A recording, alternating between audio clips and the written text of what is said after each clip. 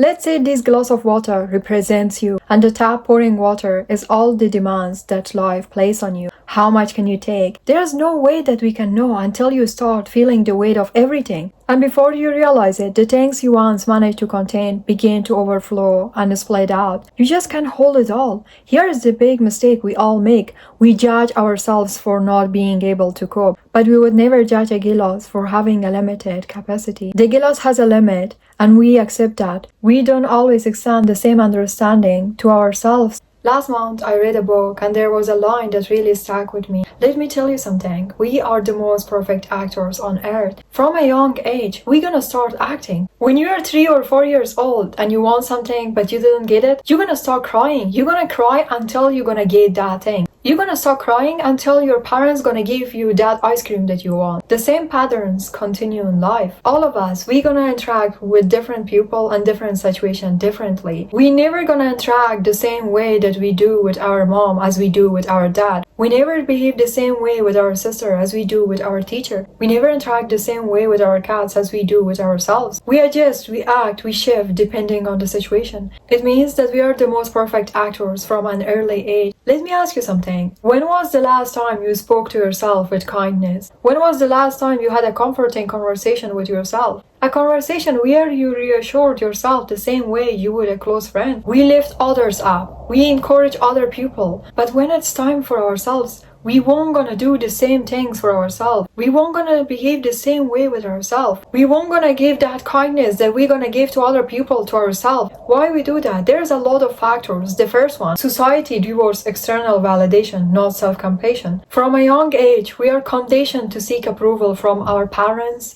our classmates, our teachers. We are taught to be kind with other people because society expecting us to be kind with other people. You're gonna read it everywhere. In the school, I heard a lot that you should respect other people. You should be kind to other people. But there is nothing about self-respect. There is nothing about self-kindness. They are rarely emphasized. And instead we grow up and thinking that our worth is based on achievements, based on productivity, based on what others perceive us. And from a young age, we're gonna adopt with this belief that self-kindness is not useful. The second factor is self-criticism seen as a motivation. Many of us raised with the belief that being hard on ourselves is the key to success. Push harder, not make excuses, and also you need to be better. This kind of thinking can drive achievement, but also it's going to create an inner voice that never going to be satisfied, that never going to be happy, that never can enjoy life, that never can be gentle, and all the time want the next goal, the next goal, and the next goal. In reality, research shows that self-compassion leads to a greater long-term success than self-criticism. Studies by Dr. Kristen Neff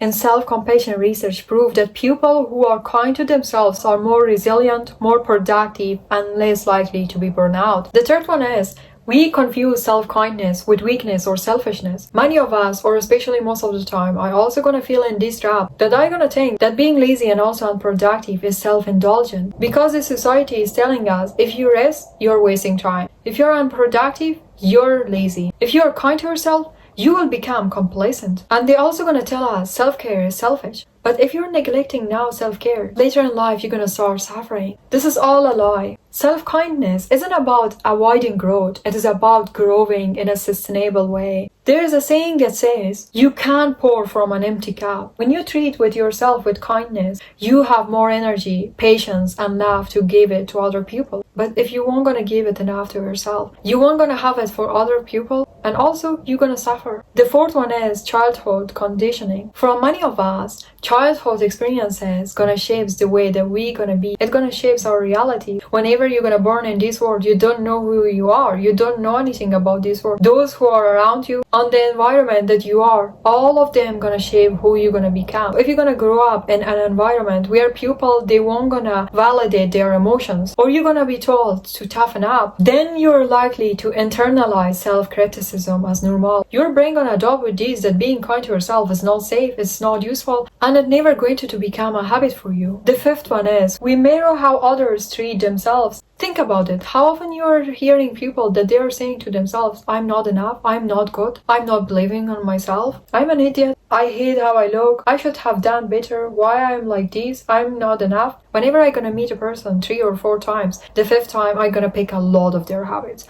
Even though most of the time I'm gonna realize that I have been adopting their hand gestures, how they are using their hands, I'm gonna adopt to that. Whenever we're gonna be with a person, we're gonna pick up a lot of their habits. So let me know in the comments if you feel the same way or not. We absorb the habits from society, family, and media. If no one around us models self-kindness, we never gonna learn it. We all the time gonna see other people, and then we're gonna see ourselves, and then that's it. We never gonna learn it, and we're gonna stay in the same place that we are. But here's what you should realize. We have been never taught to be kind to ourselves. Let that sink in. The way that we speak to ourselves shape everything. Our confidence, our choices, our inner peace, our joy. So when you see the next time the glass of water is overflowing, it is truly an information you should recognize. It is a sign that something has to change, not criticizing yourself. Imagine your friend has the same problems. You never gonna criticize your friend. And instead you're gonna tell him that it is okay. You're doing your best. Everything going to be alright. Or even you won't gonna criticize your cat when she split her food on the floor. So why you're doing it with yourself? So why you're not behaving the same way that you behave with your cat or with your friend? Do you think you don't deserve it? But let me tell you something. You deserve it.